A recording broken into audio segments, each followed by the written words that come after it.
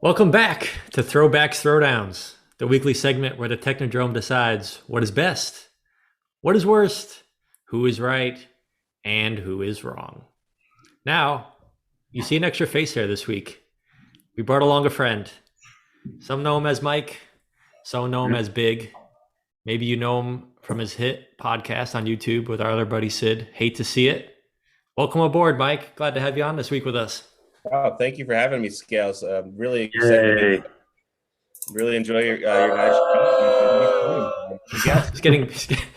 He's getting booze from the crowd already. Yeah. What is he? Working as a heel? He's not being treated very well. Starts talking, Duff starts Hear booing what I him. have to say about topics before you boo me. Well, thanks for joining us this week. Yes, I know welcome. we're- He doesn't like you. I don't like you either. There you go.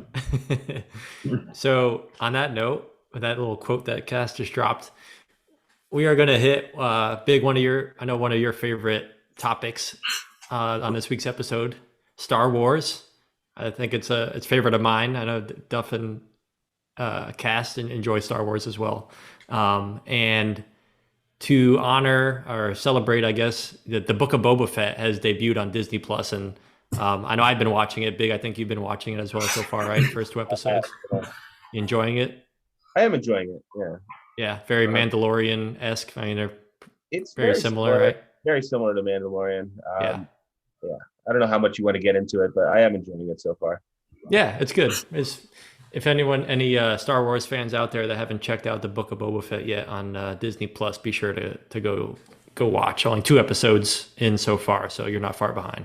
Scales, can we get one attempt at Book of Boba Fett 3 times fast, please? All right, I'll try it. I give it my best. Book of Boba Fett, Book of Boba Fett, Book of Boba Fett. No good. All right, You got 2 good ones in there. Yeah, 2/3 of the way It's there. not bad. That's It's not as good as a big black bug bleeding black blood. No, I mean, yeah, those are just winners. So today we're going to discuss our favorite Star Wars character and either least favorite or one that you don't like.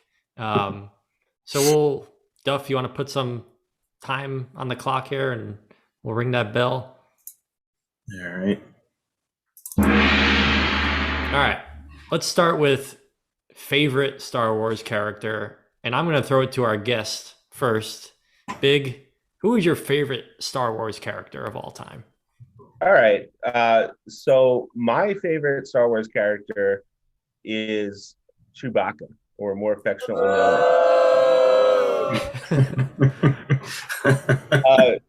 Chewbacca, in my mind, is the heart and soul of the franchise. He is really the type of character that I really got into Star Wars for, like just the all the alien species, different languages, just the way that his friendship with Han Solo is it's so classic. All he does is communicate with roars. What do they sound like, pray tell? Yeah. Do you have an example? I can't do an impression. I used to be able to do a really good one, but not anymore. And yeah, so Han Solo has to translate everything that he says. When he's first introduced in the original, he's like this tall, really tall, like intimidating furry creature.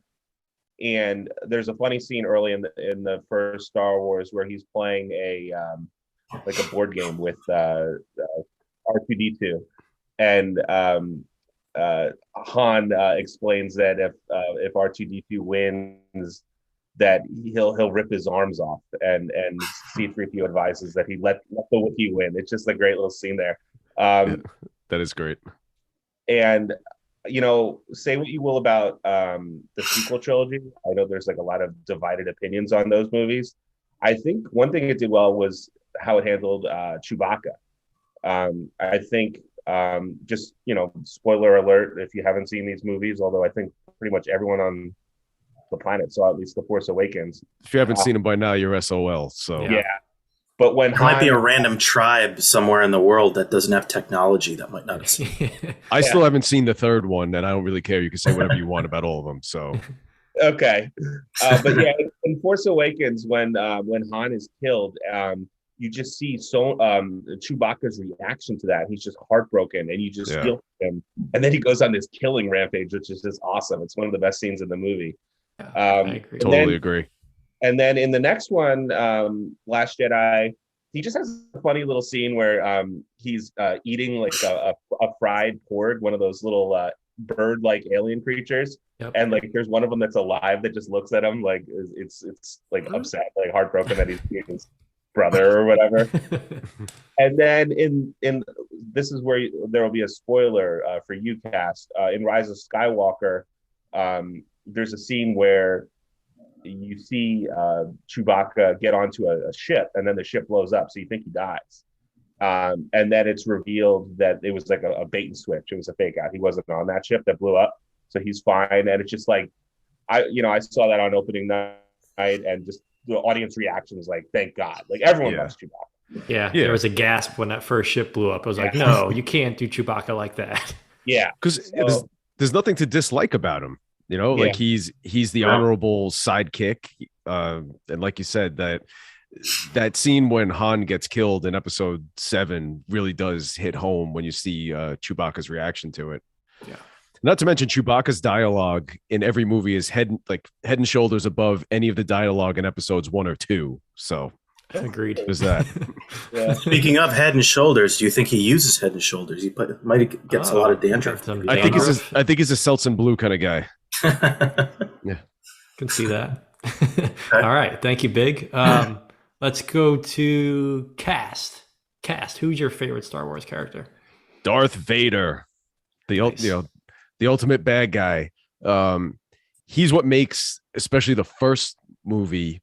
So let's caveat. If I say first movie, I'm talking about Episode 4, Star Wars: A New Hope. I'm not talking about prequel trilogy, sequel trilogy. The original Star Wars before it was even known as Episode 4. He's what makes that movie so interesting because like I feel like Luke Skywalker is a little bit of an underrated character. I feel like he kind of gets like dumped on. He's better than people give him credit for, but Vader is what makes it so cool. Like nobody had ever really seen anything like Darth Vader before. The way he breathes is iconic. Just the all black dress, like James Earl Jones' voice. The red lightsaber, everything about him was so cool. The Force choking people out from across the room. This is stuff that audiences hadn't really seen before. And like he was, the embodiment of everything that was bad, but was still so alluring and so cool because why do people turn to the dark side? Because there's some kind of allure to it. He represents that. And then his ultimate redemption in Return of the Jedi, where all along, Vader was cool, and it's like he is the focus of every scene that he's in, even though he's the villain. But you want him to be better at the end, and he finally is. He redeems himself right before he dies. So Vader all the way. I from when I saw Star Wars when I was a kid, Vader is what I was sucked into. Like I was rooting for the good guys, but was captivated by Vader. Yeah. Badass character. The mask itself is badass. Like, just have you seen? I don't know if you've seen Rogue One. Cast. That was a Star Wars spin-off movie. Have you seen that? Yeah, it was okay. But I mean, that was going to bring up is that scene at the end with when Darth Vader comes onto the ship. I mean, that's just he's just annihilating. Oh yeah. Rebel soldiers and yeah. It's so funny because like people complain about what he looked like when they took the mask off. He looks kind of like a skinned grape. Like, what do you expect him to look like? He's being kept alive by this machinery. Yep. Like he's going like he's such a badass because of his training and his skills, but he's being kept alive by machines. Like he breathes like he does because he's like a frail, dying man. So what do you think he's going to look like? A lumberjack when you take the mask off? No. He has a great line. Vader has a great line in Rogue One to Krennic. Try not to choke on your aspirations as he's force choking him. That's good. He's just badass. I almost aspirated just now. That's good.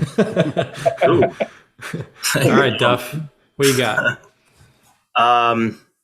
I just love Lando. I mean, also it did help with the character that played him. Billy D. Williams is awesome. He's been in a lot of great movies over the years, but Lando's character, I think in general, is just it's a really cool character. He plays both sides of the coin. He's looking out for himself. You're wondering, all right, is he a good guy? Is he actually a bad guy? Like you get tugged in both directions. And just like his his overall character, just like the relationships he has with Han Solo, and even in the standalone movie Solo, his character in that one, learning a little bit more about his past and everything. I don't know. I think his character has a little bit of everything in it. It's not just one sided, and it just kind of keeps you kind of guessing on both sides. And again, Billy D. Williams is pretty badass. So it's because it's because Lando is Armenian, right? Of course. Of course. So yeah, that's what I'm going with. He's one smooth mofo drinking Colt 45. Yeah, exactly. All right. My pick is Yoda. Yoda was always my favorite. I'm a sucker in all these types of fantasy movies for the old sage wise master. I love Yoda, I love Gandalf, I love Dumbledore. Like that's just my go-to. That's the character that I just associate with and I always love. And Yoda is that guy for me. I mean, what can you say about Yoda? What is he, like 900 some odd years old when he dies? Is he the strongest Jedi in history? Big, is that confirmed or is that debated? Yes, the second highest midi-chlorian count, second only to Anakin. Okay, all right. So he's number 2. Midi-chlorians. The midi-chlorians are off the scale. They're off the charts. How do you detect that from a blood test, urine? Yeah. Nasal swab. Nasal. You beat me to it. Damn. The rapid ones aren't very accurate, though. No, yeah, you gotta go PCR. Yeah, full PCR test, antigen. So I love Yoda. I mean, he's got so many good little one-liner quotes that are like, on T-shirts and stuff these days. That do or do not, there is no try. I love that quote. And can we get a little impression here, maybe? I can't. Castania might be able to do one. I can't do any of Yoda. If I had a line, maybe it's not one of. I was kind of hoping there would be like a Yoda / Smeagol / like Paw kind of impression. If you're not going to do that, good impression you must do. There you go. That was good. All right, so it's Frank Oz, Grover. Frank Oz, yeah. You need suffering. Oh, there you go. Things all right, that's not bad. Nice job. All right, so now we're gonna go least favorite Star Wars characters. I will flip it back to Duffy this time. We'll go a little different order. Duffy, who's your least favorite? This is kind of a toss-up for me, and I think I was debating over 2 characters in particular, and both of them could actually be best characters for some people. But I think the end of the day, I gotta go Kylo Ren / Ben Solo. Okay. I just find his character. I think he starts off on a high note. He comes out. He's kind of looking like this like very like mysterious, very powerful character that you have to deal with. Obviously, you eventually find out that he's Ben Solo. His connection there, and that he might really turn into something quite powerful. But let alone in the first episode, he loses to Rey in that fight, and from then on, he just kind of. I feel like his character loses a little luster after that, and ever since then, he kind of goes a little crazy, and just it doesn't materialize into what I kind of maybe built him up to be when he first started out. So, I mean, I think overall, I'm going with Kylo. Might not be a popular choice, but it's my choice. Like, I like temper tantrums. Yeah. It's a teenager. Yeah, like he seemed like such a badass in with the first sequel. I forget what it's called. Was it The Force Awakens? Force Awakens. Yeah. Mm-hmm. And then he took his mask off, and I was like, I think I might have said out loud in the theater, I was like, what a wiener. Like he just looked like such a weenie. And like it was the first I've ever seen Adam Driver, and I actually like him as an actor. I appreciate him. And like people made fun of the character for being a wiener, but like that's the point, that he's really powerful, but he's a wannabe. So like, And was it after that where they made him take his shirt off a lot or something? Where they tried to make something? Second movie. Sex appeal. And I don't understand his lightsaber with the. Why would you have the two coming out that way? Like, can't you chop off your own wrist by accident or your own hand? Like, I didn't. Could be compensating for something. I don't know. Yeah. Something I do like about the lightsaber is like how it's not like a straight laser. It's like got these rough edges to it, which I think is cool. Yeah, Yeah. that is a good point. Yeah, All I right. agree with you, Duff. Kylo Ren. 2 thumbs down from Duffy. Yeah. All right, let's go to Big. Big, I want to hear who your least favorite Star Wars character of all time is. I've been waiting all day to hear this. Oh wow. So my favorite character is another character from the sequel trilogy. It is Supreme Leader Snoke. Yeah. Okay. I thought he was a terrible character. Good answer. They introduce him as sort of like the Emperor in The Force Awakens, except like when they introduced the Emperor in Empire Strikes Back, it's like, oh wow, Darth Vader has a boss. This guy must be a serious badass. And you don't get that vibe at all from Snoke. I don't like the design of his character. And then there were all these crazy fan theories about like who was Snoke after Force Awakens came out, and like people were obsessed with it. And there's like, why are you so obsessed with this character? Like, there's nothing to go on. Like, I don't get the. And one of the things that I just hate is the name. I think the name is stupid. You have great actors like Harrison Ford and Carrie Fisher like saying like it was Snoke who turned our son to the dark side. It's like did someone ever read the script and say like, no, we can't have like that line. Like, we have to come up with a different name for this character. It's just so stupid. And like people were like, oh, maybe he's this character Darth Plagueis who was supposedly the Emperor's master, and then that turned out not to be true. And honestly, spoiler alert for The Last Jedi, they kill him off in The Last Jedi, and we don't really find out much about him at all. I was just thankful. I was like, that's great. All right. Yeah. On a sneak attack, how powerful could he be? Yeah. We all saw it coming too. It's like Not him. I love that scene. That's a great scene. Yeah. Yeah, I agree with you. I feel like his character was a bit of a letdown. Like I feel like in Force Awakens, because they didn't even show him in the Force Awakens, right? They showed it like a I don't know what you would call it, like hologram, like a hologram. Yeah, big, a giant. It was like hologram, it was like a wasn't giant, massive. Right? Yeah, it looked cool. It was like he was very mysterious and like dark and like ooh, it's kind of cool. So it was kind of misleading that they made him like that large for some reason, and then he was just normal size. But then like the fact that they killed him off so quickly and easily when they were building him up like he was going to be the big bad for the rest of the trilogy, and it's like, okay, now what? He's dead. Yeah. Well, they show him in Rise of Skywalker. They show him in this like tank, and it's just a very quick scene. There's like a Snoke in a tank, and it's like you have to read the book to find out what that's all about, because apparently he was a test clone for the Emperor, and that's how they brought the Emperor back. I don't know. It's not in the movie at all. You have to read the book to find that out. It's like that's annoying. It's so stupid. Yeah, maybe that would have been helpful to have in one of the movies. Maybe there would have been a little more closure or something. Yeah. All right. Well, good pick. I agree with you on that one. Cast. Who you got? Least favorite. I'll keep this short and sweet as time is ticking. Yeah. Jabba the Hutt. Jabba the Hutt sucks. I don't buy him as an ultimate Are you sure it's not Pizza the Hutt? Pizza the Hutt was more effective.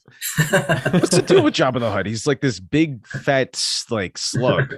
Why is he so powerful? Does he have arms? I don't even know. Does he? Little baby ones. How did he come to power? Like what did he do? I just don't buy him as this like ultimate bad guy. Who's gonna follow him? Leia chokes him out with a chain. Like and he's got a sex slave Leia. What's he doing? What does he have? He's a slug. He doesn't have arms. He doesn't have. Who knows? He sucks. They should have made. I think I'm one of the few people who likes that scene, the deleted scene from the first Star Wars, where he was a person. Yes. That Han met with, and then George Lucas is going to George Lucas. He had to digitally put Jabba the Hutt as his snail form. That meeting in the Millennium Falcon, and there's the part where Han is going around the back of him. And it's like they were thinking, oh, well, he has a tail, so like he would have stepped on it. So they insert this like terrible like jump cut of Harrison Ford going. Really dumb. I don't really think I have to say much more. Jabba the Hutt sucks. I don't buy him as a powerful force. Like the hell out of here. Well, spoiler alert, maybe you want to episode 2 of Book of Boba Fett has a little Fett or has a I gotta little watch that still. little Hutt family action. So I gotta watch Book of Boba. yeah. For me, my least favorite character, there's a lot of like cliche ones, but I'm gonna go a little bit different, and I'm gonna say young Anakin, episode 1. That was my other one. Yep. Yeah, so I was like debating between either young Anakin or teenage Anakin, I guess you'd say, from episode 2. Both of them, and a lot of it I think is the script, and I think it's the dialogue, and that's not their fault. But to me, they're just annoying characters. Teenage Anakin is just so emo, and I mean, he's just not.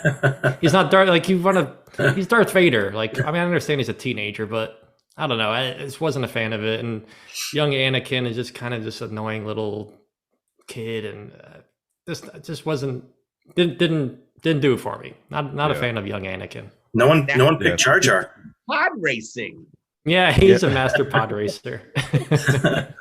Yeah. I figured Jar Jar would be the consensus dislike. Like we all would hate him anyway, but I only didn't pick him just because I figured somebody would pick him. Yeah, same. It's too easy. Same. It's too easy. But yeah, I agree on the Anakin thing. Even more so the Hayden Christensen version than when he's a little kid. As a little kid, he's just like, bland, but he's just awful in episodes 2 and 3. Yeah, I was gonna say Anakin in general was my answer as well. Yeah. It's a close call. He really tarnishes the Darth Vader character. He really does. Yeah, it's unfortunate. Yeah, that's why I think the movies are best watched just the original 3, and then episode 7 was good. Episode 7. Oh yeah, I agree. Yeah. All right, well, we did it, guys. Star Wars, the throwdown. Thank you, Big, for joining us. Thank you. It. Maybe we'll have you on again here soon. Yes, Cast sir. Duff. We'll think about it. Okay. All right, everybody. All right. Take care. Have a good one. Hello. Care.